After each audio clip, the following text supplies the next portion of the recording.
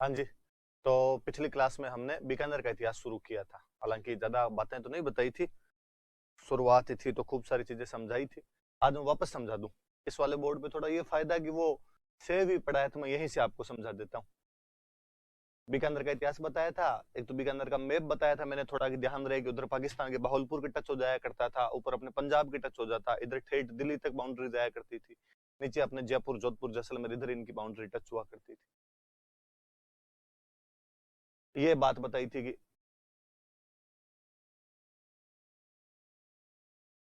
बीकानेर में राठौड़ वंश का शासन हुआ करता था।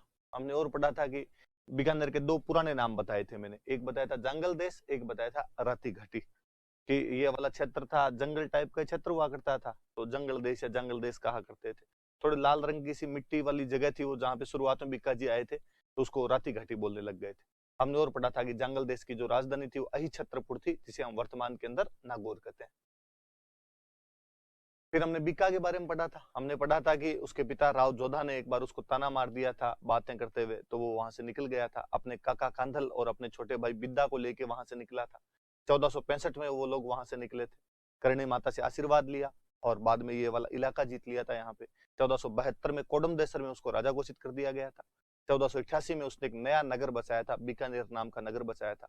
आखा तीज के दिन स्थापना हुई। आखा तीज को उसका स्थापना दिवस माना जाता है, इसलिए आखा तीज के दिन बीकानेर में पतंगे उड़ाई जाती है। कितनी बातें हमने पढ़ी थी इसके अंदर। ये कुछ फोटो दिखाई थी मैंने आपको, इसमें करणी माता आशीर्वाद दे रहे हैं वो। फिर मैंने बताया था कि बीकानेर में जो राजा उनके राज तिलक हमेशा पांडु गोदारा जो थे, बीका जी का राज तिलक उन्होंने किया था, तो उनके जो लीनेज में उनके डिसेंडेंट जो होते हैं, गोदारा जाट जो होते हैं, वो बीकानेर के राजाओं का राज तिलक करते थे। जोधपुर पर अटैक कर दिया था, क्योंकि जोधा जी के टाइम में उसकी बातचीत हुई थी कि मुझे आपके जो एम्बलम्स है वो दिए जाने चाहिए, लेकिन जब उसे नहीं दिए गए तो अपने भाई सुजा के, राजा जब जोधपुर का बन रहा था तब उसने वहां पे अटैक किया। सुजा की जो मम्मी थी जसमा दे, जो जोधा जी की हाड़ी रानी थी, उन्होंने समझौता करवाया, इसको खूब सारे जो राज चिन्ह थे उनमें से हिस्सा दिलवा दिया था। तो जैसे हड़बू जी की कटार दिलवाई थी, नागणची माता की 18 हाथों की मूर्ति दिलवाई थी, लक्ष्मीनाथ जी की एक मूर्ति दिलवाई थी। बिका उनको लेके संधि करके वापस आ जाता है वहां पे। फिर बिका ने कुछ यहाँ पे मंदिर वगैरह बनवाए। कोडमदेसर में उसने एक भैरून जी का मंदिर बनवाया था, जो मूर्ति वो मंडोर से लेकर आया था। नागणची माता की मूर्ति जो जोधपुर से लेके आया था, उसका भी बीकानेर में नागणची माता का मंदिर बनवाया, जो कि 18 हाथों की मूर्ति। नागणची माता राठौड़ों की कुल देवी है और करणी माता राठौड़ों की इष्ट देवी है। बीकानेर वाले राठौड़ ज्यादा मानते हैं उनको। ये मैंने आपको बताए थे, वो फोटो वगैरह बताए थे। राव लूणकरण जो था, वो जसनाथ जी एक संत हुए थे, उनकी कृपा से, उनके आशीर्वाद से राजा बना था। राव लूणकरण ने बाद में आपके जैसलमेर के जो रावल जैतसी थे उनको हरा दिया था। इसने नागौर के मोहम्मद खां को हराया था, लेकिन 1526 में ढोसी के युद्ध के अंदर, और अभी मीरा जो राजा थे, नवाब थे नारनौल के, उनके खिलाफ लड़ता हुआ मारा गया था। इसे कलयुग का कर्ण कहा जाता है, ऐसा बिट्टू सूजा ने कहा है। जयसोम ने भी इसकी जो तुलना है वो कर्ण के साथ की है। इन्हें जो लूणकरण सर झील है उसका निर्माता माना जाता है। ये लक्ष्मीनाथ जी का मंदिर इन्हीं के टाइम के अंदर बना था, तो एक याद रख लेना।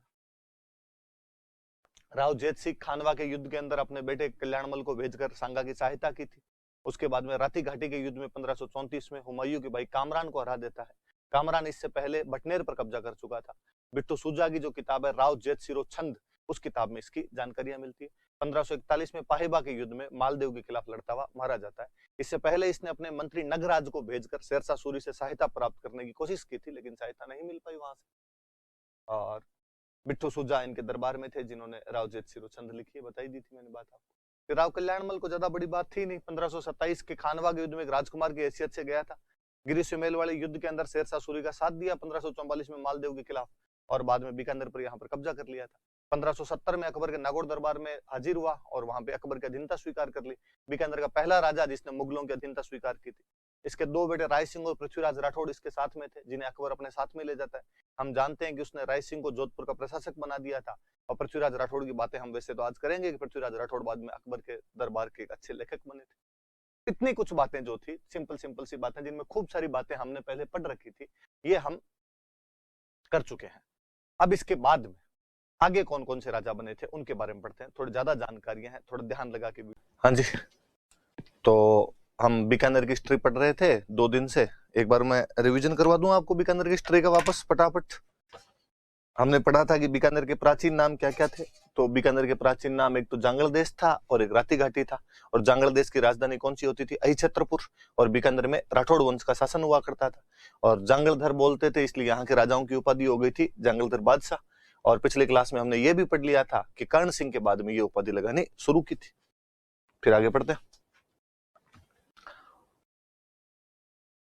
इसके बाद हमने पढ़ा था बिक्का। बिक्का में हमने पढ़ा कि एक दिन उसके पिताजी जोधा जी ने उसको ताना मार दिया, तो इसलिए वो अपने भाई अपने काका कांदल और छोटे भाई बिद्दा को लेके वहां से 1465 में निकल जाता है। करणी माता के आशीर्वाद से वो लोग यहाँ का इलाका जीतते हैं। 1472 के अंदर कोडमदेश्वर में उसको राजा घोषित किया जाता है। और फाइनली 1488 में वो अखा तीज के दिन बीकानेर की स्थापना करता है। इसलिए अखा तीज को बीकानेर में सेलिब्रेशन मनाया जाता है, बीकानेर स्थापना दिवस के रूप में, फाउंडेशन डे के रूप में। और इस दिन वहां पर पतंगे उड़ाई जाती है। ये बातें मैंने उस दिन आपको बताई थी। फिर हमने और पढ़ा कि बीका का जो राज तिलक, मैंने एक बात बताई थी कि जो पांडु गोदारा थे वो बीका का राज तिलक करते हैं। उसके बाद से ये बीकानेर में एक परंपरा पड़ी कि जो गोदारा जाट होंगे वही बीकानेर के राजा का राज तिलक करते थे, जो पांडु गोदारा की डायरेक्ट लीनियज के अंदर आते थे। जब जोधा की मृत्यु के बाद सातल राजा बने, सातल के बाद उसका छोटा भाई सुजा राजा बना, तब बीका जोधपुर पर अटैक कर देता है राजचिन्ह प्राप्त करने के लिए। सुजा की माता जसमादे, जो कि जोधा जी की हाड़ी रानी थी, वो समझौता करवाती है और बीका को कई राजचिन्ह दे दिए जाते हैं, जैसे नागणची माता के 18 हाथों की मूर्ति, लक्ष्मीनाथ जी की मूर्ति, हड़बू जी की कटार आदि दे दी जाती है। फिर बीका जो नागणची माता के 18 हाथों की मूर्ति लेके आया था, उसके लिए बीकानेर में मंदिर बनवा देता है। पहले बीका कोडमदेसर को राजधानी बनाना चाह रहा था, क्योंकि कोडमदेसर जो था वो कोडमदे जोधा जी की जो मम्मी थे उनके नाम पर बसाया हुआ था। वहां पर उसने भैरू जी का मंदिर भी बनवाया था, जो वो मंडोर से मूर्ति लेकर आया था। तो ये उसके निर्माण कार्य थे। राव लूणकरण के बारे में हमने पढ़ा था कि इसने जैसलमेर के रावल जेतसी को हराया था और बाद में नागौर के मोहम्मद खां को हराया था। लेकिन डोसी के युद्ध में नारनौल के नवाब अभी मीरा के खिलाफ लड़ता हुआ मारा गया था। लूणकरण सर झील का निर्माता इसको माना जाता है और जयसोम ने इसकी तुलना कर्ण के साथ की है और बिट्टू सुजा ने इसे कलयुग का कर्ण कहा है।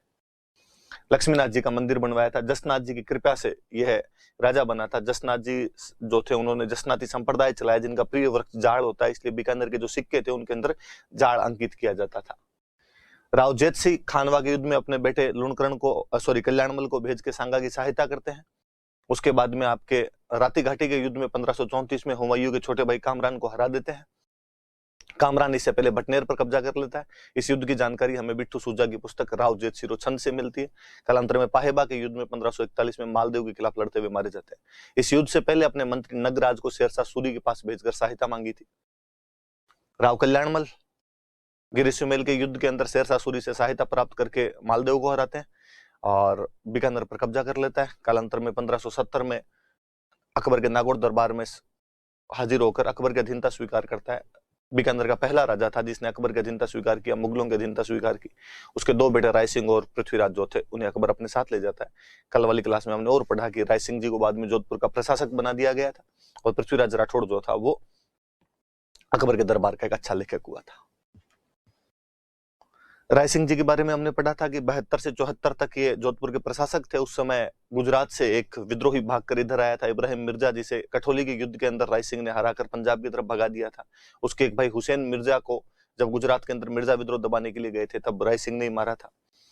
1574 के बाद जब राय सिंह को यहाँ का प्रशासक हट गया था और बीकानेर का राजा बन गया था, उसके बाद उसे चंद्रसेन पर आक्रमण के लिए भेजा गया था।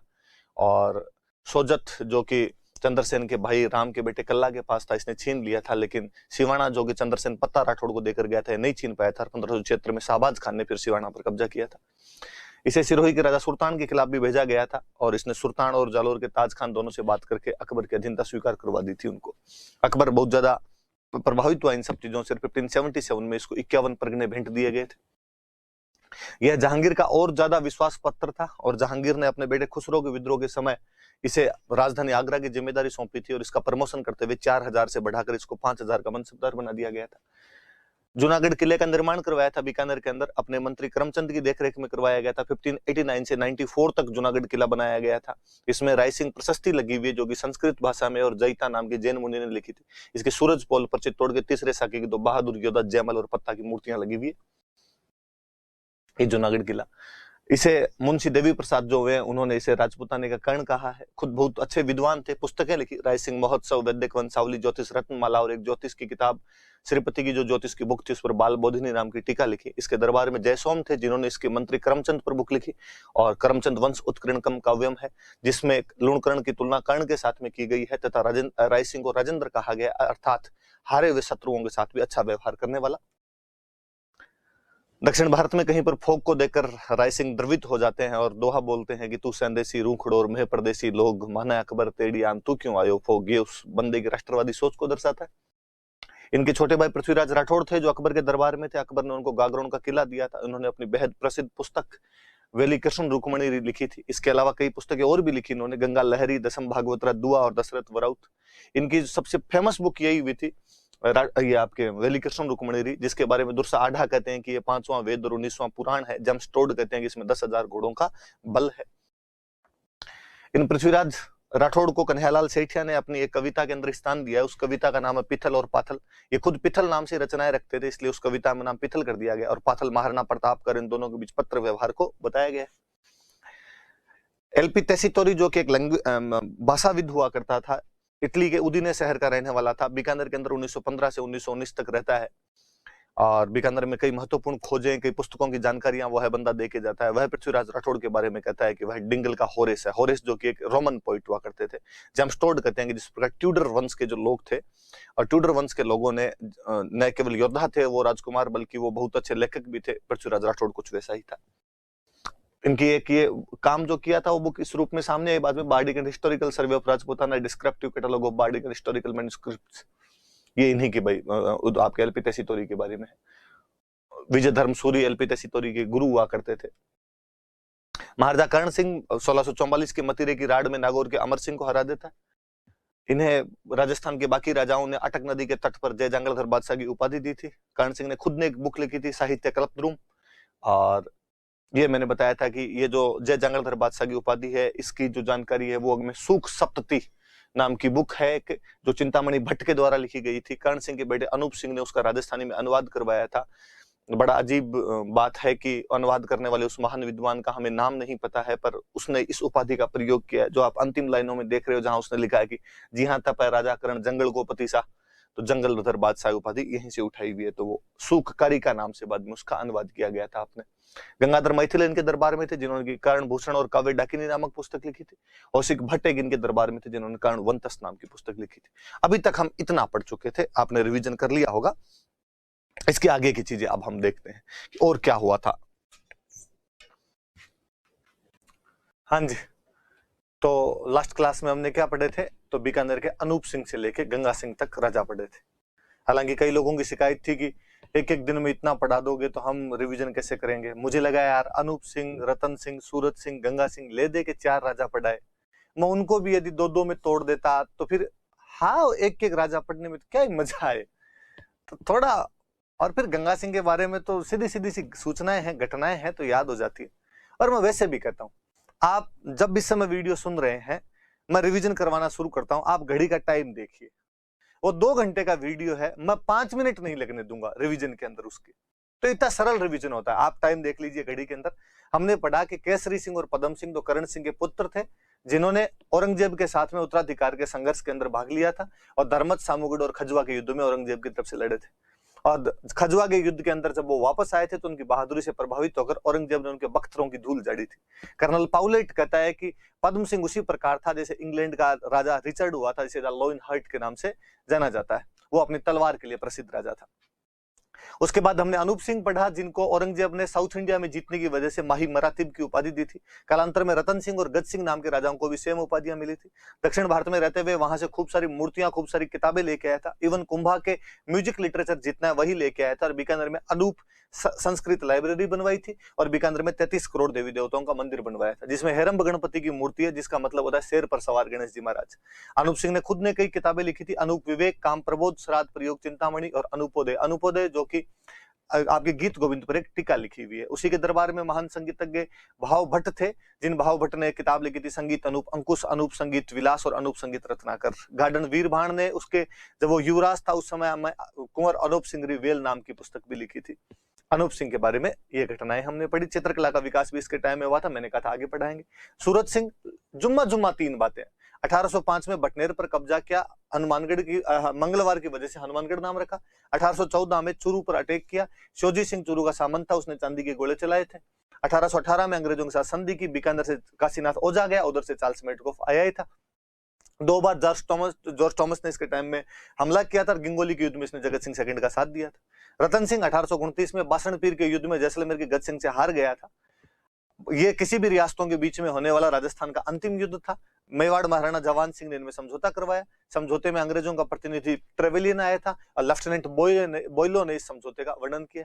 वल्लभ संप्रदाय का मंदिर बनवाया था, इसे रतन बिहारी का मंदिर कहते हैं। 1837 में अपनी गया यात्रा के समय फीमेल इन्फेंटिसाइड पर रोक लगाने का प्रयास करता है और दयालदास इंडाहिच को कह के बीकानेर राठौड़ारी ख्यात नामक पुस्तक लिखवाता है, जो राजस्थान की अंतिम ख्यात है, जिसमें न केवल बीकानेर के राठौड़ों का बीका से लेकर सरदार सिंह तक वर्णन है, बल्कि जोधपुर के राठौड़ों की भी अहम जानकारियां हमें यहाँ से प्राप्त होती है। गंगा सिंह जी के बारे में सीधी सीधी बात, 1899 में छप्पनिया काल को ढंग से सेटल किया, अंग्रेजों ने कैसर हिंद दिया।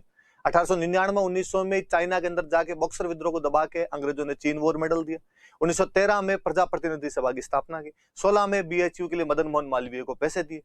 आपके फर्स्ट वर्ल्ड वॉर और सेकंड वर्ल्ड वॉर में उनकी जो ऊंटों की सेना थी, इसे गंगा रिसाला कहा जाता है, वो गई थी। 1919 के पेरिस शांति सम्मेलन के अंदर भाग लिया था इन्होंने। 1921 में जब चैम्बर ऑफ प्रिंसेस, जिसे नरेंद्र मंडल कहा जाता है, उसके पहले चांसलर बनाए गए थे। और उसके बाद में आपके जब पेरिस शांति सम्मेलन से लौट रहे थे, तब उन्होंने अंग्रेजों को एक रोम नोट लिखा था, इसमें भारत के लिए स्वशासन मांगा था। 27 में गंग नहर लेके आए थे, इसका इंजीनियर आपके कंवर सेन हुआ करता था और इसको गंग नहर की वजह से इनको राजस्थान का भागीरथ कहते हैं। लॉर्ड इरविन ने शिवपुरी हेड पर उसका उद्घाटन किया था। मदन मोहन मालवीय उसके मंत्रोच्चारण के लिए बुलाए गए थे। 1930, 31 और 32 के तीनों गोलमेज सम्मेलन के अंदर इन्होंने भाग लिया था। और उसके बाद आपके लालगढ़ पैलेस अपने पिता के नाम पर बनवाया था। देशनों का करणी माता का मंदिर, गोगामेड़ी का गोगा जी का मंदिर, रामदेव जी का मंदिर, इन मंदिरों का पुनर्निर्माण इनके द्वारा ही करवाया गया था। अपने सिक्कों पर विक्टोरिया एम्प्रेस लिखवा दिया था और मेवाड़ महाराणा स्वरूप सिंह जी थे, उन्होंने अपने सिक्कों पर दोस्ती लंदन लिखवा दिया था। मुझे नहीं लगता 5 मिनट हुए होंगे, पढ़ो तब तो सब चीजें